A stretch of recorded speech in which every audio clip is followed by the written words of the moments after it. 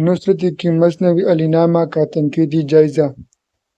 نصرتی کی علی نامہ ایک طویل رزمیہ مثنوی ہے۔ رزمیہ مثنوی اس مثنوی کو کہتے ہیں جس میں جنگوں کا حال بیان کیا گیا ہو۔ جو 1665 میں لکھی گئی مثنوی علی نامہ قاضی کریم اللہ اور شاہ نور اللہ کی فرمائش پر لکھی گئی۔ اس میں علی عادل شاہ ثانی کے دور حکومت کے ابتدائی 10 برس کے واقعات بیان کیے گئے ہیں۔ یہ شاہ نامہ کے انداز پر لکھی گئی ہے، اس لیے اس کو دکنی زبان کا شاہ نامہ کہا گیا ہے۔ اس کی حیت وہی ہے جو گلشن عشق یا دکن کی دوسری بڑی مثنویوں میں ملتی ہے۔ اسے مختلف حصوں میں تقسیم کیا گیا ہے اور گلشن عشق کی طرح ہر حصے کے شروع میں بطور عنوان 1 یا 2 شعر دیے گئے ہیں۔ عنوان کے یہ شعر ایک ہی بحر میں اور ایک ہی زمین میں لکھے گئے ہیں۔ ان سے ایک طرف نفس مضمون کی طرف اشارہ ملتا ہے اور دوسری طرف اگر ان سب کو یکجا کر دیا جائے تو ایک مکمل رزمیہ قصیدہ بن جاتا ہے۔ مثنوی کی ابتدا ہم سے ہوتی ہے، پھر مناجات، نعت، ذکر، معراج، منقبت، مداح اور سبب نظم کے تحت اشعار لکھے گئے ہیں۔ چونکہ پتہ قلعہ پنالہ علی عادل کے دور حکومت کا ایک اہم واقعہ تھا، اس لیے علی عادل کی شان میں ایک قصیدہ بھی لکھا گیا ہے۔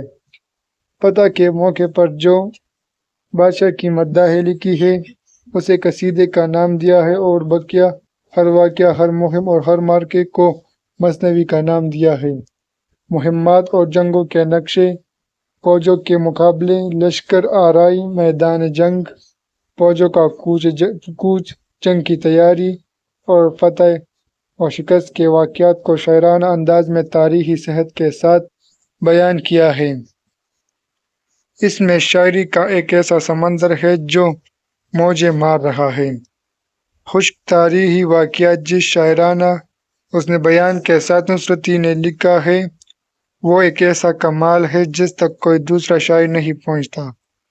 طویل رزمیہ نظم لکھنا اور اس میں توازن، حسن اور خوبصورتی کو ہر موقع اور ہر سطح پر قائم رکھنا کسی معمولی ذہن کا کام نہیں۔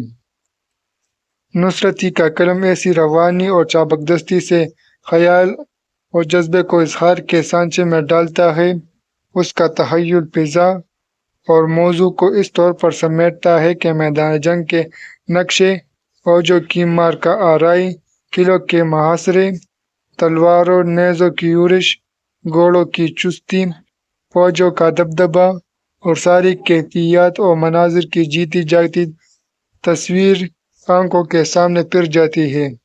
علی نامہ میں نصرتی نے تاثر کا سور پونک کر تاریخی واقعات میں شاعرانہ اثر افرینی کا رنگ پھیر دیا ہے۔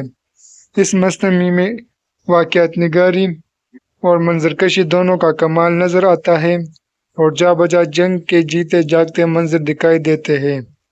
پلاٹ کی وجہ سے بھی علی نامہ کو ایک بلند پایہ مثنوی قرار دیا جا سکتا ہے۔